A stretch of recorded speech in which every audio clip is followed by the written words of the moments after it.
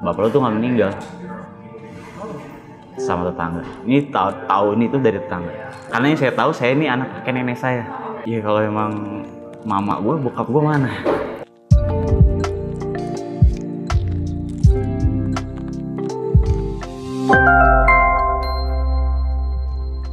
Ya, perkenalkan, nama saya Ridho Alamsyah, bisa dipanggil Edo. Pekerjaan saya saat ini sebagai seorang barista dan cook helper juga.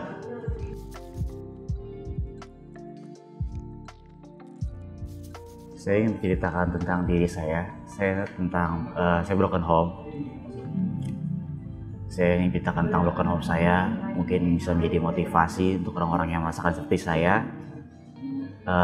Bisa berpikir kalau dunia itu, beban dunia itu nggak ada sama dia semua gitu, kita lewatin aja jalanin.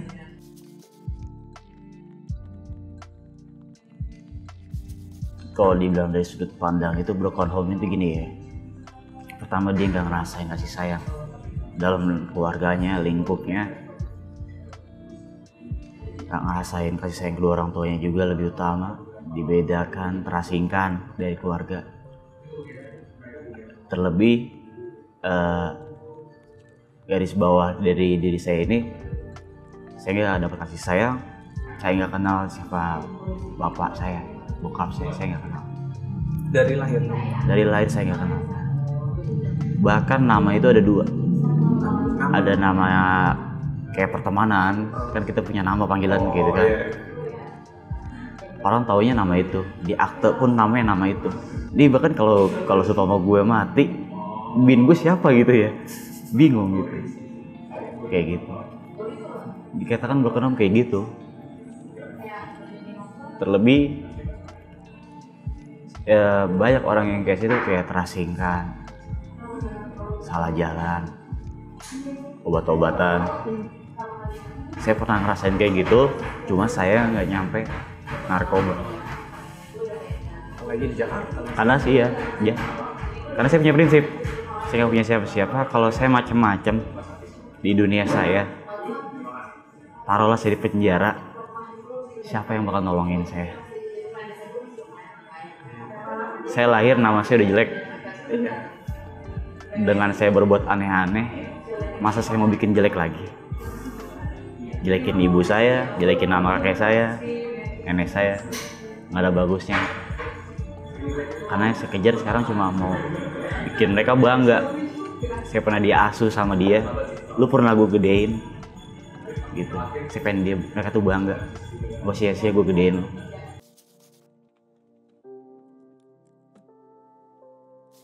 Jadi kisah saya sendiri ini sebenarnya awal saya tahu itu bukan dari keluarga, karena ada dua versi, dan itu bikin saya bingung. Awal saya tahu itu justru dari tetangga. Dari tetangga. Apa yang bilang tetangga? Tetangga ceritain semua bahwa bokap saya tuh nggak meninggal. Nggak meninggal. Karena selama ini kan saya dibilang dibohongin, saya nggak ngerti ya. Maksudnya pola pikir orang tua gitu. Apakah saya belum siap atau gimana? Masih kecil mungkin. Masih kecil. Tapi saya dibilang meninggal. Tapi kan makin kesini saya makin bertanya lah. Kalau memang meninggal, namanya siapa, makamnya di mana? Gue mau datang, gue mau doain, ya kan? Tapi di situ doangnya nggak perlu. Terus saya udah mulai main-main ke belakang. Kan rumah kayak rumah saya tinggal sama kakek nenek saya. Ini rumah dalam gang gitu ya. Terus saya makin ke dalam itu saya main. Diceritain lah, bapak lo tuh nggak meninggal sama tetangga. Ini tahu ini tuh dari tetangga. Terus kenapa dibilang meninggal? Dia masih diumpetin di situ. Jadi pertanyaan, nanya lah saya. Apa jawaban? Bapak lu tuh ninggalin lu. Dalam kandungan kapan ninggalinnya? Dalam kandungan 3 bulan. Dengan alasan waktu itu katanya ada pencoblosan. Titiplah KTP ke paman saya yang paling tua. Nggak balik lagi. Kayak gitu. Saya bertanya, itu versinya banyak. Saya dibohongin. Akhirnya saya dipegang, diasuh. Dan dikatakan broken home itu apa? saya ngerasa dirasingkan di situ. Pertama saya nggak pernah, saya terbilang saya mantan orang saparan, nggak bisa dicolek. Tapi ini itu ada sebabnya. Kayak waktu di pertemanan itu saya bukan anak haram, tapi di pertemanan saya ini saya dibilang anak haram, dibully saya pernah. Nggak punya bokap loh. Saya masih ingat sama orangnya siapa, masih ingat. Semua masih ingat. Masih ingat. Susah saya bantu. Tapi Masih sampai ingat. sekarang masih. Tapi sih gak pernah. Tapi nggak saya pernah dendam. Saya orangnya gak pernah dendam. Tapi apa yang lu perlakuin sama gue dulu itu nggak enak. Gue inget. Walaupun lu CS gue sekarang. Dendam nggak? Bahkan gue berharap kalau lu punya adik atau siapapun, lu nggak pengen jangan sampai kayak gue. Nggak enak. Paham lah ya. Paham gak enak. Prinsip saya juga kayak gitu. Saya punya prinsip. Saya nggak pengen ada orang lain lagi yang ngerasain kayak saya. Kalaupun emang ada, disinilah saya maju, saya cerita. Lu jangan pernah ngerasa beban ini itu beban, lu jalanin aja. Jangan saya Tuhan gak adil, karena saya pernah ngerasain. Saya pernah ngerasain istilahnya ateis. Saya nggak percaya sama Tuhan. Saya nggak percaya sama Tuhan. Saya disuruh ngaji, saya bolos. Cabut ke kolong bangku, kursi. Apa yang latar belakangnya nggak percaya sama Tuhan itu? Karena sih gini mas, kalau memang ada, ya kenapa saya nggak bisa ngerasain apa yang orang rasain, kayak gitu. Nggak bisa saya ngerasain kayak gitu. Keluarga komplit, kayak gitu. Lu kumpul enak, gue susah. Ya kok, bahkan sempat manggil, saya pribadi manggil ibu saya ini sempat manggil itu istilah empok. Karena yang saya tahu saya ini anak kakek nenek saya. Karena dia itu kedua orang itu yang lebih ini ke saya. Ibu saya tuh ninggalin saya kerja. Saya istilah manggil empok, ngikutin paman saya. Itu sampai sekarang, oh iya, Mulai itu berlangsung lama itu atau mulai dari awal? Berlangsung lama. Sampai perkiraan kelas 5 pas kelas 4 SD saya manggil kayak gitu. Mulai saya biasain manggil kayak gitu. Mama, saya mulai manggil kayak gitu.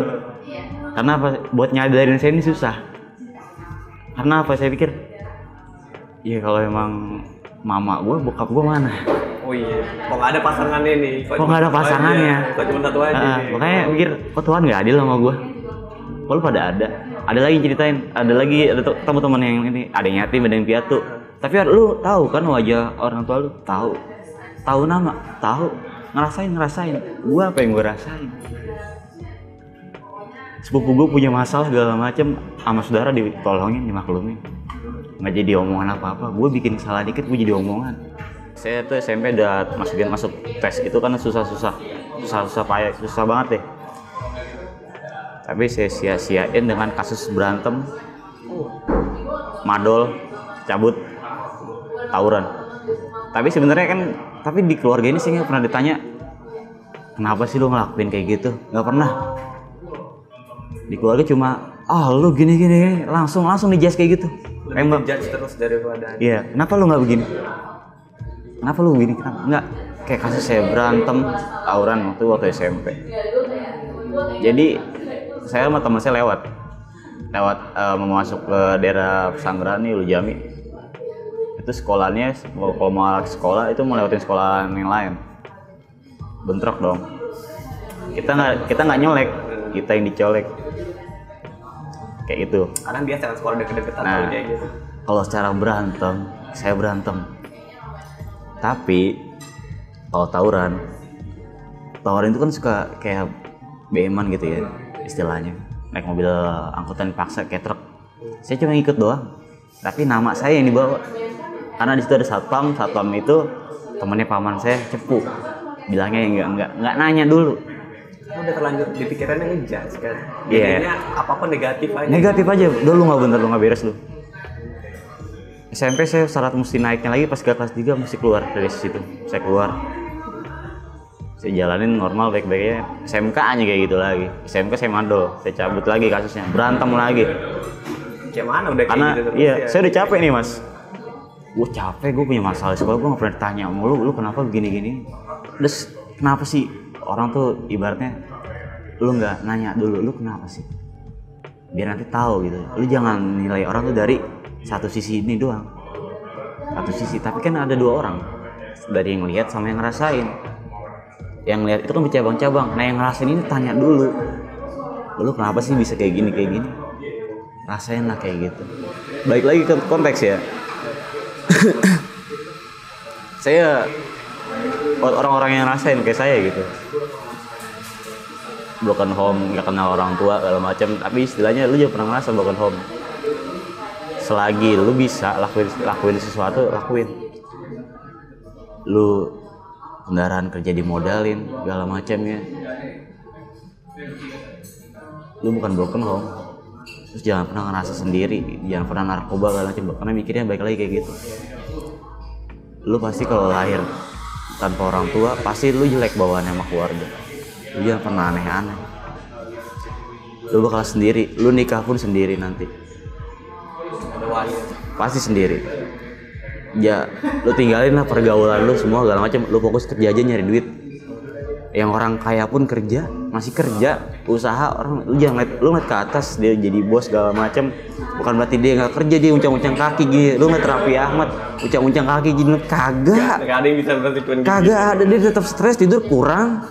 Atta Halilintar tetap stres, duit kurang, tidur kurang terus. Ngomong sih nggak pernah cukup. Lu kira jadi orang kaya apa? Uncang-uncang kaki stres, toko sepi, dia punya kedai kopi stres. Lebih banyak bebannya kan? Iya, lebih banyak bebannya. Nikmatin aja, jangan pernah gitu. Terus lu pisah dari pergaulan lu, teman lu yang toksik, yang ibaratnya lu mendingan nongkrong sama yang tua, dapat pengalaman, daripada lu nongkrong sama yang seumuran lu toksik, ngegame doang, nggak mau disalurin kemana gitu, kayak gitu. Jadi nggak jelas. Kalau emang kayak gitu mending lu kerja nyari duit. Karena apa? Nggak semua orang kayak hidupnya kayak lu. Kalau emang lu udah hidup lu kayak gua nih, kayak itu, kayak saya gitu, yaudah mendingan fokus kerja nyari duit. Kalau emang ibadah yaudah campur ibadah, kayak gitu. Karena apa? Lu bakal apa-apa sendiri. Lu beda sama teman lu ada yang orang tuanya punya kontrakan, dia nggak kerja pun dia uncang kaki, dia ngopi slow, aman dia. Datang rumah dia mau pergi ke rumah tinggal minta duit. HP dia nggak punya HP rusak, minta duit. Orang-orang kayak gue gini, lo nggak bisa kayak begitu.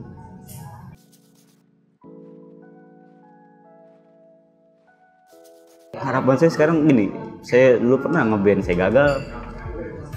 Saya jadi pelukis, saya gagal. Saya pernah jadi penulis, saya gagal. Saya nggak pernah tahu cara nyalurin itu kemana. Sekarang saya bekerja, pengennya suatu saat nanti saya bisa jadi content creator.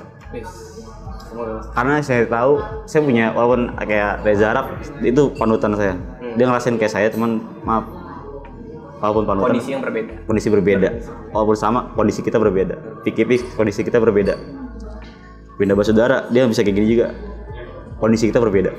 Kondisinya, dalam konteksnya lu masih ada orang berada.